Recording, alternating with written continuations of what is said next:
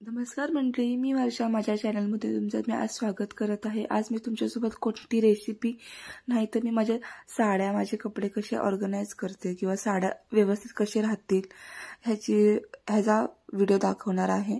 सगळ्यात आधी तर माझ्या साड्या मी मोजकेच कपाटात ठेवते, जे असं सणावाराला लागणार आहेत किंवा काही घालायच्या आहेत. आता मार्गशीर्ष महिना येणार आहे, त्यासाठी मी थोड्या साड्या बाहेर काढून ठेवल्या आणि थोड्या साड्या मी सुटकेसमध्ये ठेवते, म्हणजे माझ्या बॅगेत ठेवते मी, कारण की एवढे सगळे कपडे मावत नाही माझ्या कपाटात. सगळ्यात आधी मी माझे सगळे साड्या एका बाजूला केलेत आणि एका बाजूला ब्लाउजच काढून ठेवले, बघू शकता तुम्ही. आणि साड्या एकीकडे ब्लाउजच एकीकडे करून ठेवलेला आहे. दुसरी गोष्ट म्हणजे मी ऑनलाईन साड्यांचे कव्हर मागवले होते, कारण की असंच ठेवत होते ना मी, जेणेकरून ते वास पण येत होतं. आणि मी दोन ते 3 महिन्यातनं एकदा तरी दाखवतेच, म्हणजे उन्हात तर नाही, हा फॅन खाली रात्रभर ठेवते किंवा असं थोडंफार उन्हात वगैरे दाखवून ठेवते, अर्धा तास वगैरे, जेणेकरून माझ्या साड्या चांगल्या राहतील. आणि शक्यतो मी उलटी घडी करून ठेवते. असं म्हणतात की उलटी घडी करून ठेवल्यानंतर चांगलं राहते ते. मोजकेच साड्या मी असं ठेवते, नाहीतर माझ्या सगळ्या साड्या मी उलट्या घडी करून ठेवते, जे हेवी आहेत ते. ही साडी माझी रिसेप्शनची आहे, त्याची पण एक छोटीशी स्टोरी आहे. आणि सगळ्यात आधी मी साड्या वगैरे काढून घेतल्या आणि स्वच्छ करून घेतलं ते हे सुटकेस माझं उन्हात ठेवले. आता हल्ली सकाळचं ऊन जरा छान पडतंय, म्हणून ते उन्हात दाखवून घेतलं काल. आणि आधीच मी सगळं व्यवस्थित पुसून ठेवलं होतं. नंतर हे माझं छोटंसं शॉल आहे, ते अंथरून घेतलं खाली. आणि नंतर मी एक साड्या घडी करून व्यवस्थित घडी करून घेत होते, म्हणजे पॅकिंगमध्ये टाकून घेत होते.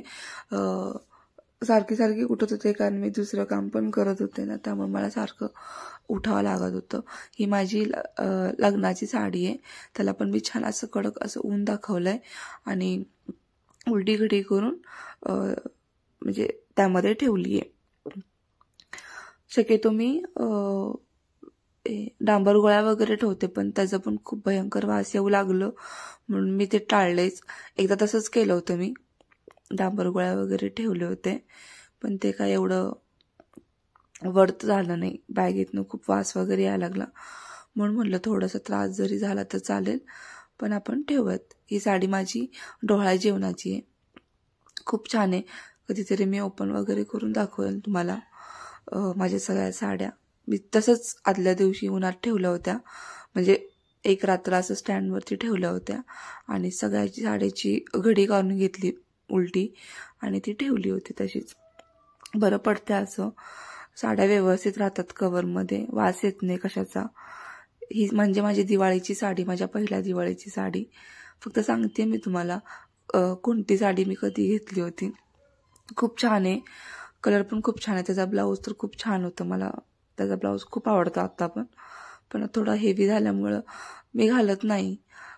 शक्यतो म्हणते की थोडं कमी करावं आणि मग घालावं, नाहीतर बाकी सगळं साड्या वगैरे खूप छान. माझ्या साड्यांच्या बाबतीत एवढी ऑब्जेक्ट नव्हते, पण जेव्हापासून मी साड्या घालायला लागले, वेअर करायला लागले लग्नानंतर, तेव्हापासून एक अटॅचमेंट झाली साड्यापासून माझ्या, म्हणून मी खूप सांभाळून ठेवते त्यांना. ही साडी मी आत्ता नुकती, म्हणजे माझ्या मम्मीने मला दिवाळीला दिली, चंदेरी सिल्क आहे, खूप सुंदर आहे, भयंकर मला त्याचा कलर आणि ते आवडला. आणि आता हल्ली चंद्रकोर पैठणी निघाली, ते पण सिल्कमध्ये तिने घेतलं. एक भाऊबीजला दिलं आणि एक म्हटलं तर दिवाळीला. शक्यतो सगळ्या साड्या मी पुण्यातून घेते, माझे जेवढे पण साड्या ना ते सगळ्या पुण्यातून घेतलेली आहे. मी राहते कोल्हापुरात, पण साड्या वगैरे माझं माहेर पुण्याला आहे, तर मी सगळ्या साड्या तिथूनच आणते. म्हणजे बरं पडते, ते इतकं पण कॉस्टली नसते. हे दोन्ही पण साड्या मम्मीने माझ्या तिथून घेऊन दिल्या मला, खूप छान आहे. ब्लाऊज शिवला की नक्की तुम्हाला दाखवेल. हां, ही माझी रिसेप्शनची साडी आहे, माझं लव्ह मॅरेज झालंय आणि ही साडी मी दिवाळीला घेतली होती घालण्यासाठी, पण आमचं इतकं लवकर लग्न झालं, म्हणजे काही घ्यायला मिळालंच नाही. साडी पण माझी लग्नाची मी 2,000 ते 2,500 रुपयाला घेतले होते पुण्यातून 2019 मध्ये. ती पण छान आहे खूप आणि बरी पडली होती. आणि ही साडी म्हटलं तर मी दिवाळीला घेतले होते, पुण्यातूनच घेतले होते 1,300 का 1,400 रुपयाला. आणि घातलेच नव्हते, फक्त ब्लाऊज शिवून ठेवला होता, म्हणलं घालायचं. घेऊन फक्त 3-4 महिने झाले होते आणि लगेच लग्न झालं, कोर्ट मॅरेज केलं. मग लग्न वगैरे केल्यानंतर कोल्हापूरमध्ये रिसेप्शन ठेवलं. म्हणलं घालायचं काय शॉर्ट नोटीसमध्ये साडी, आणि ही अशी साडी होती, मी एकदाही वेअर केली नव्हती. आणि रिसेप्शनला ही साडी छान वाटेल म्हणजे असंच घालतात असं थोडासा अंदाज आलता मला, आणि म्हणून म्हणलं की आपण ती वेअर करूयात. मग तीच साडी मी रिसेप्शनला घातली. मी त्याचा फोटो पण इथं तुम्हाला दाखवेल, आणि कशी होते बघा मी रिसेप्शनमध्ये. बाकीचे काय, हे सगळे माझी साखर साडी सासरकडच्यांनी दिलेली. आम्ही मोठ्या बालाजीला गेलो होतो, तिथून मी ती पांढऱ्या कलरची साडी आणली होती. ही माझ्या मम्मीची साडी आहे, लग्न झाल्यानंतर तिने घेतलं होतं पहिल्यांदा वगैरे. माझ्या मम्मीच्या लग्नाची साडी आहे ना, त्याचा मी ड्रेस शिवून घेतला होता, अजून पण मी वेअर करते ते. ही तिची साडी आहे, ती खूप छान आहे. बाकीचे काय असं नॉर्मल मला ओठीला आलेलं आहे किंवा मी पुण्यातून घेऊन आली आहे, हे अशा सगळ्या साड्या आहेत. ते पण मी छान असं व्यवस्थित घड्या घालून घेतल्या आणि छान त्या कव्हरमध्ये व्यवस्थित ठेवले. कव्हरमध्ये इतकं छान राहते ना साड्या, हा एवढंच की तुम्हाला थोडे सारखं बघावं लागतं आणि सारखं काढून काढून थोडंसं उन्हात दाखवावं लागते, कारण की इतक्या हेवी असतात ना साड्या. मी घालत नाही शक्यतो, मी साधी सिंपलच साडी वेअर करते घालायचं असेल तर. ही म्हणलं तर माझी घर प्रवेशाची साडी आहे, म्हणजे मी ज्यावेळेस ह्या घरात पहिल्यांदा आले होते त्यावेळेस मी ते वेअर केले होते. साधी सिंपल याचे पण खूप सुरेख दिसते.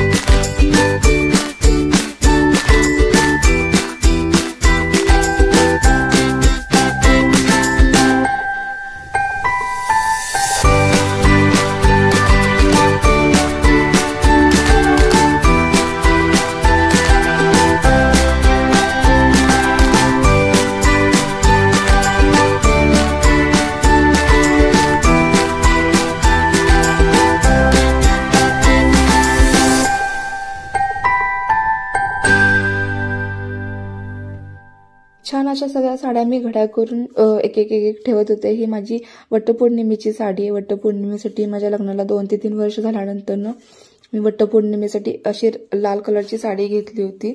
काय प्रत्येक वर्षी प्रत्येक वेळेस काय ना काय तर ट्रेंड निघतच असतो, त्यामुळं ही साडी मी अशी घेतली होती. त्याच्यानंतर मी सगळ्या साड्या व्यवस्थित कव्हरमध्ये व्यवस्थित ठेवले होते.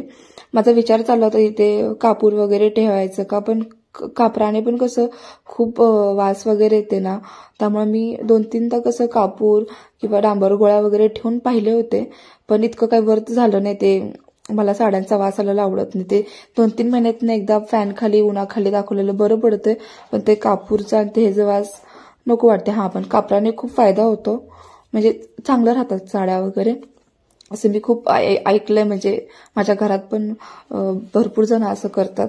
पण शक्यतो मी असं विचार केला की आपण ऑनलाईन मागूयात आणि एक साड्या ठेवूयात. भले ते प्रत्येक साडीला एक पॅकेट लागे ना, पण ठेवूयात, कारण एक असं पॅकेट काढल्यानंतर ना ती साडी मिळते.